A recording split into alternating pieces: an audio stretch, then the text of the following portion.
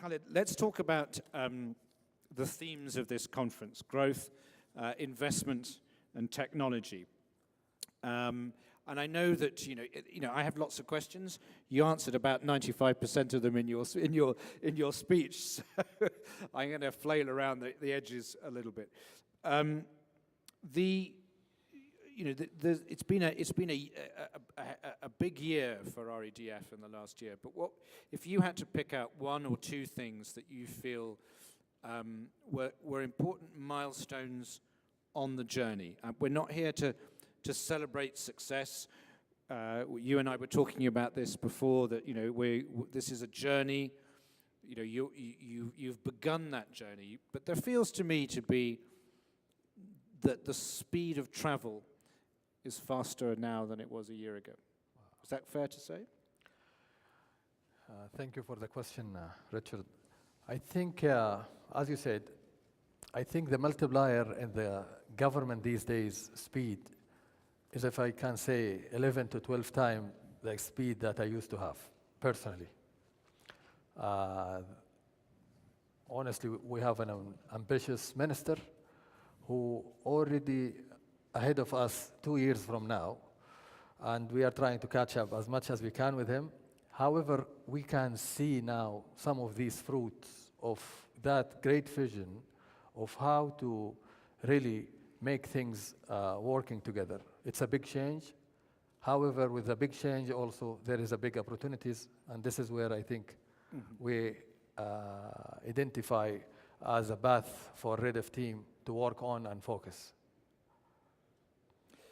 When you say big opportunities, there are also big, you have lots of consultants that advise you, and in consultant speak, every challenge is an opportunity, but you can turn that one the other way around. Every opportunity is a challenge. So, where are the areas where you feel that you need to focus now on? You come a long way, sure. The institution is very different to how it was a few years ago, but what do you feel are the concrete things that you now need to focus on in terms of REDF as an institution? What do you need to get better at? If I want to focus on three things, honestly, we need to start the journey of thinking what are the gaps in our ecosystem, in the financing ecosystem, and how can REDF today act to make sure that to mitigate that gaps and work closely with the partners to fulfill that gaps and make sure that we have the right financing ecosystem. This is one. Two, we believe that Saudi citizens deserve a world-class service, and we need to make our focus with our partner also of how can we reach to that mindset. And I think we are speaking that language, but that's again an opportunity and a challenge that we need to work all together to achieve. Number three, we believe that how can we understand our partners and work with them in creating the right capacity and capabilities together in order to make sure that we have a sustainable growth rather than just helping them growing without answering their very genuine and questions. Sustainable growth is one of these wonderful expressions that is both logical and laudable, but it's a bit unclear often to what it means. So what does sustainable growth mean to you? Does it mean that you can have the sector growing without the government constantly priming the pump? Is that what you see, or is it something else? I think when we say sustainable growth, we means that we clearly listen to the risk that our partner go through and respond to that with the right best practices internationally. So that will help maintaining the right growth, and that is the real mitigation for any future crisis that hopefully we won't be. And that's why we have some of the consultants who are trying to help our knowledge, especially in the mitigation side of how can we have the right mindset, the right governance around how to mitigate future risk. An example, in the housing program today, we have a committee that is, in a quarterly basis, reviewing the performance of the mortgage industry with all the right KPIs to ensure that we are again growing carefully, watching out the delinquency, having all the partners with us in this housing program, and have all the parties who are involved on that mitigation. SAMA is leading that role. We are trying to make sure that we are enabling this and responding to that kind of mindset. Okay, so and the final question on the growth front is, you have a number of programs such as Sakani. There's, from someone who comes from outside, looks at this, the ministry has 66 initiatives. You have, I think, not as many as 66, but a number. There's a lot going on. How do you focus? Which ones do you focus on? And are you going to bring in any new ones, or are you sort of built out in terms of the initiatives that you're going to follow and the programs? First of all, if I might have a statement, a very clear statement today, that the Saudi market, especially in the housing financing sector, I think the journey of a bigger growth just started. Yeah. So those who are late, I'm honestly inviting them just either to catch or the train will lift them. I think that's a new change is happening into the industry, and we need to start realizing that we might have a story soon that it will be locally recognized and internationally also.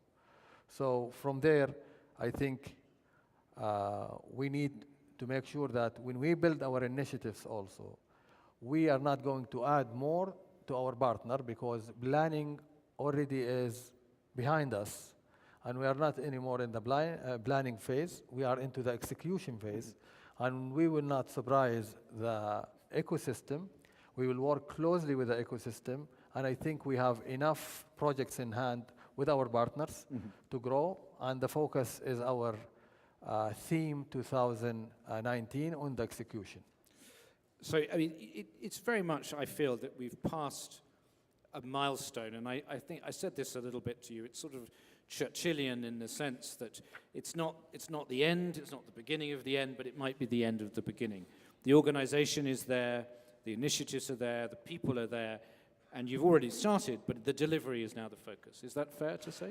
Delivery is the focus, and the opportunity that need to be crystallized with this so much of initiatives. We believe an example of plan today. This off-plan business is going to be a potential opportunity for the whole sector today to enjoy a new growth. I know a lot of hesitance has been into such a product, but I will remind you with 2016 and 17, when we've been sharing these targets with you, all of us, we've been into that hesitance. So it's a journey that we need to start and kick off, because I think there is a huge opportunity in the growth, especially in the off-plan sector. Thank you very much. Let's move on to the second part, which is investment. In your presentation, and I apologize for not really seeing it, I wanted you just to explain that slide. You said that you were generating your own revenues. You were there. Is that, how does that work? Is that the fund investing its own capital for a return, managing its financial assets? Could you just speak to that a little bit, just to clarify what that means? Just to make ourselves very clear here, we are not into a profit game. Yeah. We are into a sustainability, a financial sustainability focus.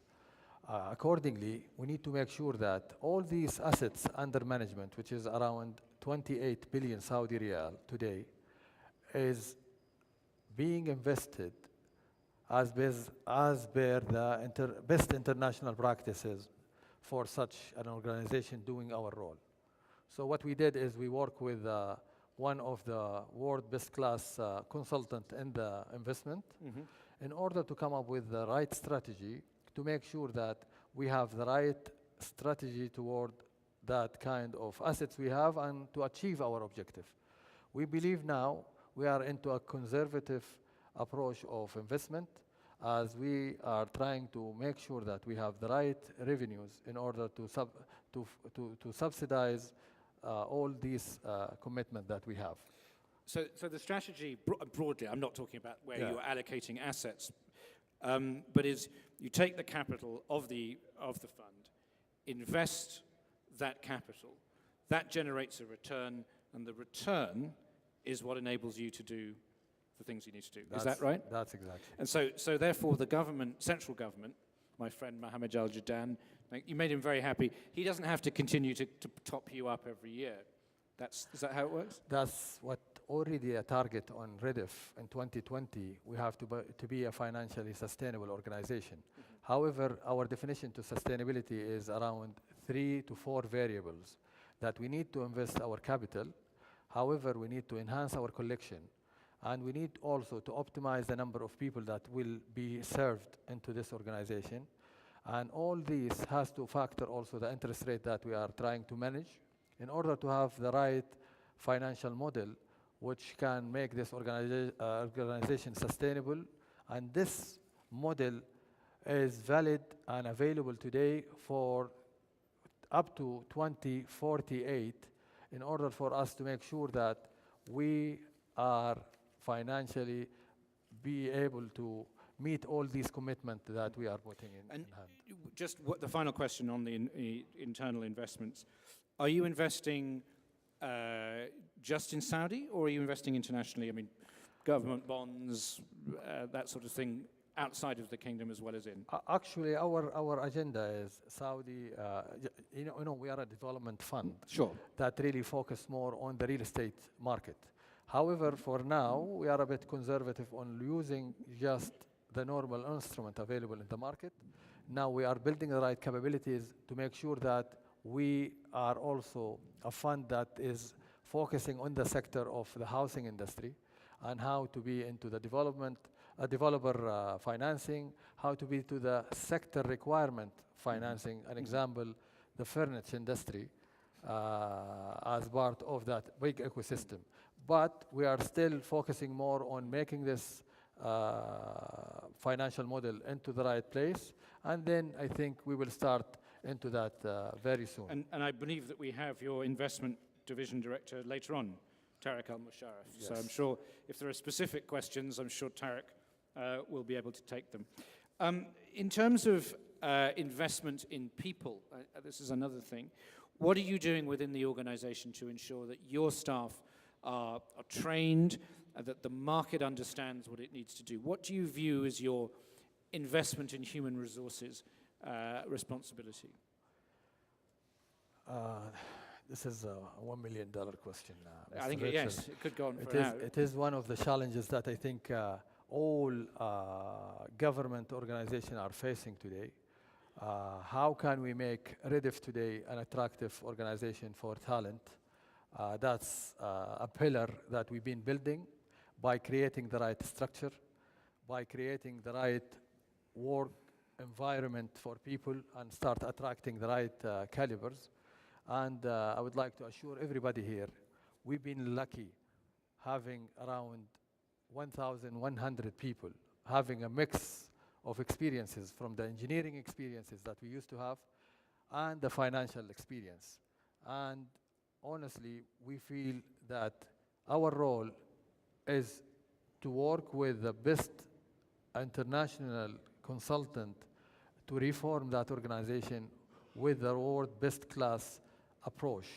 So what we did is we work with the Hay Group in order to make sure that we restructure the organization by identifying the right roles and responsibility for individuals and the right packages and salaries and the right incentive programs.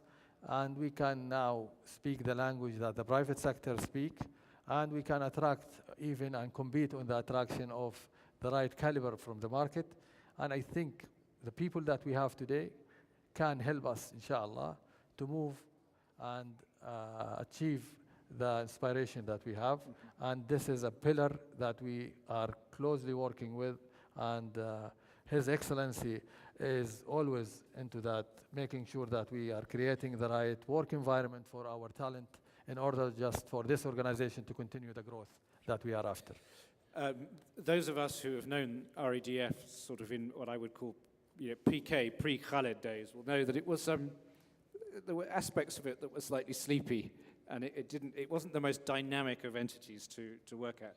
So, no, Richard, if you allow me, we have some people sometimes, honestly, you sit up to 11 and 12 o'clock at the evening. I know now, yes. Yes, and I think it's what we did is just we make sure that also the whole team, which we believe that and we are proud of, they are part of this success, and they are honestly surprising us with the capabilities that they have. So we have a very great mix of old experience and new experience, and the organization is enjoying a big change. Yeah, I mean, but that's a catalytic thing. I mean, I wasn't. I mean, what I was pointing out was that I visited many times before you went and before this whole new initiative came about, and it was a sleepy organization, but it's markedly different now. And those are not just new people, they are old people who have been given the opportunity to excel, and I think that's very important.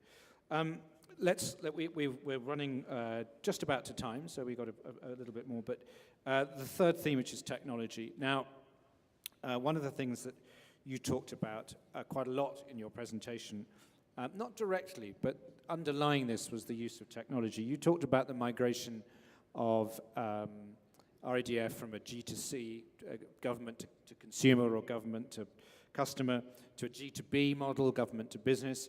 You talked, at the same time, you talked about enabling, you talked about customer experience, and there were lots of pictures of people using technology, including someone using a VR rig.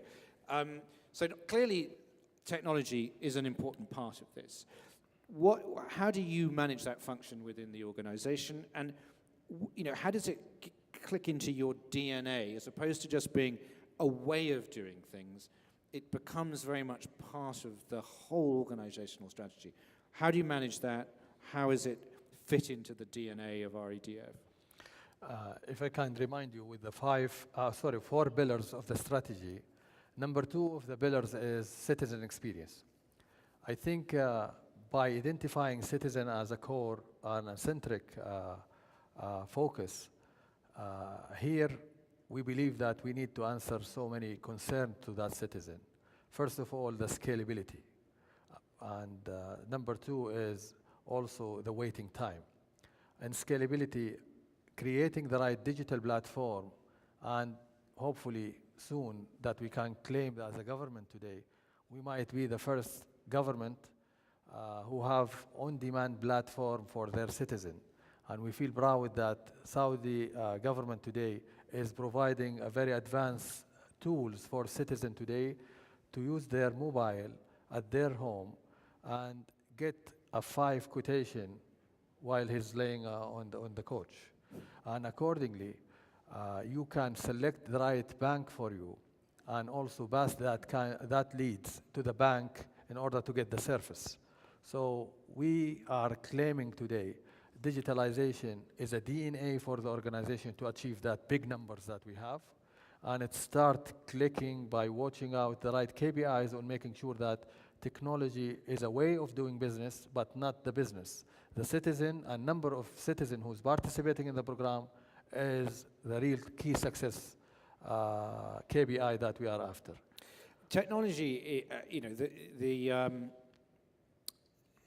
it's a two-way street. I mean, there's information out, or the ability to deliver services and information to your citizens, but there's also the data that you collect. How do you, are you a data-centric organization? Are you looking at the way that you can evolve and respond as a result of the data you collect from this digital platform? I won't claim here a big achievement. However, we're still into a beginning of how can we create a data scientist within the organization and leveraging the wealth of the database that we have. An example today, we have a history of 500,000 loans that already with Citizen. What learning that we can reflect to the industry, especially in the self-construction businesses. We are now tapping that wealth that we have. Moreover, we have a collection for around 500,000 citizens, and that's again another treasure of information that we are leveraging. So by embedding data scientist mindset within the organization and making sure that how can we leverage this information, this is exactly a focus that we are trying to do. However, always, His Excellency is ahead of us like 2 years in order just to make sure that we are stretched enough to read on the learning that we used to have, what exactly the behavior, for example, in the self-construction. Everybody is afraid of that kind of experience. How can we leverage our wealth? So that is a pillar that internally we are working on in order to make sure that we reflect to the ecosystem so the learning will be shared across, and we are already start to do that focus, inshallah, and soon we will start seeing the outcome of this. Khalid, I think we've run to time. Thank you very, very much for that. I'm going to have one final question, which is, what would you like to see happen between now and the next conference? We'll probably forget, but maybe not. What would be the one thing that would make you feel that you'd achieved? I don't mean necessarily a goal. It could be institutional, could be organizational, could be personal. I'll be frank. That's good. I have a one number that every morning I have to check, and end of the day I have to check, which is 165,499 citizens, a target of 2019, that we need to enable all those great partners in order to make sure that they can achieve with a very sustainable growth mindset. That's my real focus, yes. Do you write the number on your wall and cross one off every morning? Everywhere you can see it, yes. Brilliant. Well, that's a wonderful way to end. Thank you for being so direct with us. I'm going to hand over now to Victoria, who is going to moderate our special session on regulation in the housing finance sector. So before we do that, please join me in thanking Khalid.